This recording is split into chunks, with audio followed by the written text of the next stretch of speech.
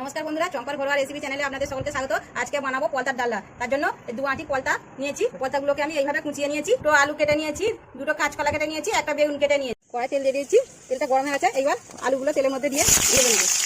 একটু হলুদ গুঁড়ো দিয়ে দেবো, পরিমাণ মতো লবণ দিয়ে দেবো। আলুগুলো ভাজা হয়ে গেছে, কলাগুলো আলুর মধ্যে দিয়ে দেবো।